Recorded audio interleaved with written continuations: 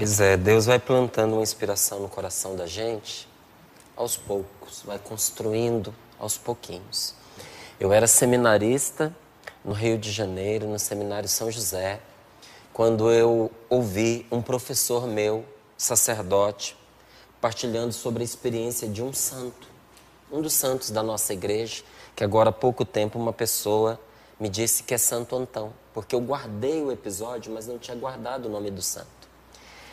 E diz que ele sofria ataques no seu íntimo, na sua mente, no seu coração, tão violentos, ataques da tentação, tão violentos, que se manifestavam no corpo dele, inclusive. Ele caía no chão, se contorcendo, muitas vezes convulsionando, e naquela hora ele não conseguia fazer nenhuma oração, nem sequer conseguia pronunciar o nome de Jesus.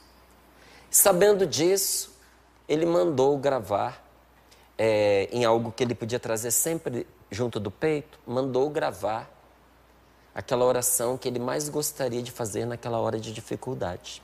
E todas as vezes que ele percebia que aquele ataque ia acontecer, ele agarrava a sua oração, como eu estou fazendo aqui com a medalha agora, né? Ele agarrava, porque já estava junto do peito, e batia contra o coração como quem diz: meu Deus, agora em que eu não posso rezar, em que os meus pensamentos não me obedecem, tudo que eu tenho para lhe pedir está aqui.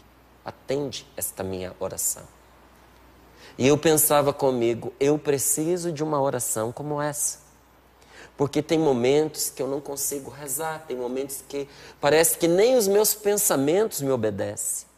Quantas vezes eu não caí convulsionando, como o Santo Antão, mas por dentro eu me sentia derrotado, prostrado, enfraquecido. Falei, eu quero esta oração para mim.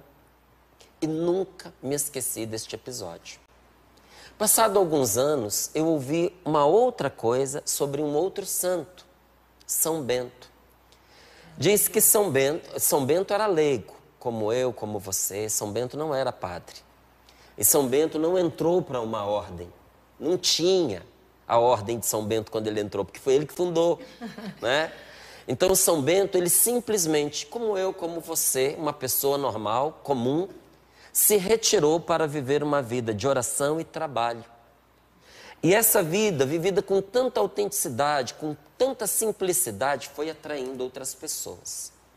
Quando São Bento percebeu, a casa em que ele morava retirada, uma casa na montanha, já não cabia de monges.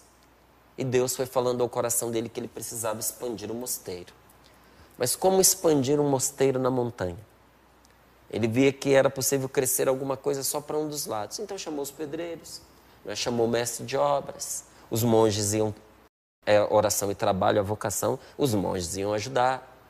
Mas ao final de um dia inteiro de tentativas, o mestre de obra, acompanhado dos pedreiros e dos monges,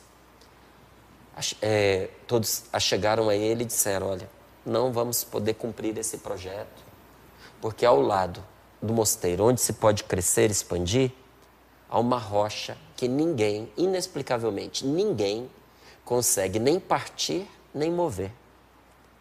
E São Bento, tendo recebido essa notícia de um especialista, de um mestre de obras, alguém que a vida inteira tinha trabalhado com isso, poderia se acomodar e dizer assim, não, se ele disse que não tem jeito, é porque não tem jeito.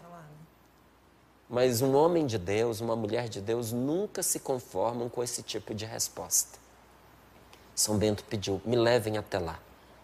E chegando diante daquele obstáculo, porque sempre que a gente quer fazer a vontade de Deus na nossa vida, seja manter um matrimônio, seja educar bem um filho, seja trabalhar com responsabilidade, construir algo bom, sempre há um obstáculo para nos impedir, sempre há.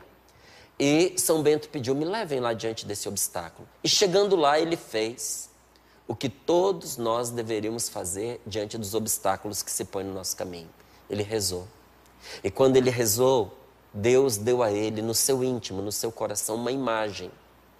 Ele viu um demônio assentado sobre aquela pedra. E estendendo a mão, ele fez uma oração, provavelmente esta que está na medalha, que diz, a cruz sagrada seja minha luz, não seja o dragão meu guia. Retira-te, Satanás. Nunca me aconselhes coisas vãs, é mal que tu me ofereces, bebe tu mesmo os teus venenos.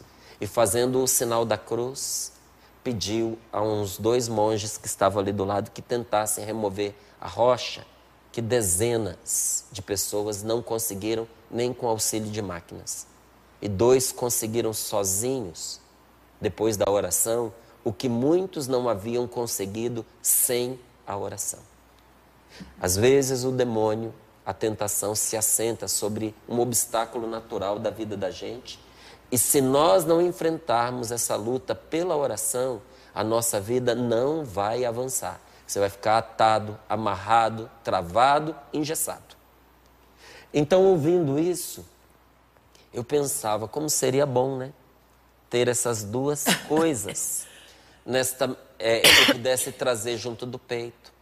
Esta oração, mas também aquela uma que eu gostaria de fazer naqueles momentos mais difíceis. E Deus foi me inspirando esta palavra que está aberta na casa de muitas pessoas, de centenas de milhares de pessoas, de milhões de pessoas, que é o Salmo 90.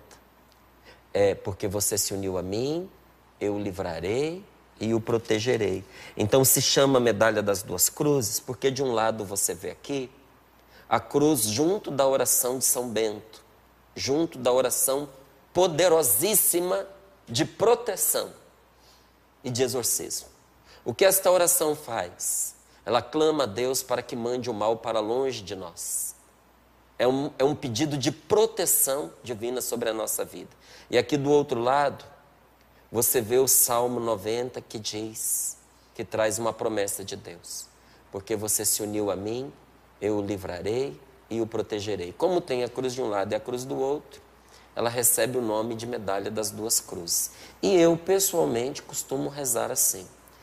Quando as lutas são dentro de mim, nos meus pensamentos, nos meus sentimentos, quando a tentação não me deixa, quando eu me sinto inclinado para o pecado, quando as perturbações vêm contaminar o meu sono, o meu sonho, quando as preocupações não me deixam, eu uso o exorcismo virado para dentro do meu coração, onde as batalhas são mais violentas.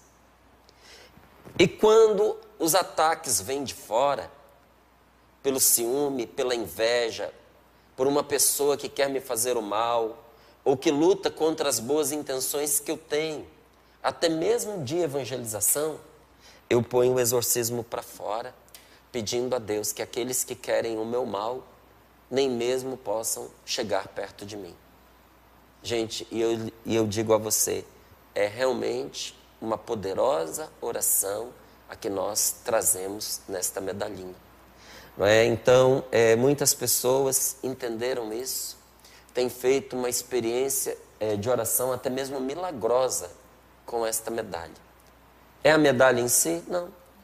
Um cordão de couro, gente, uma pecinha de metal. Mas o que ela significa diante de Deus e o que nós assumimos diante de Deus.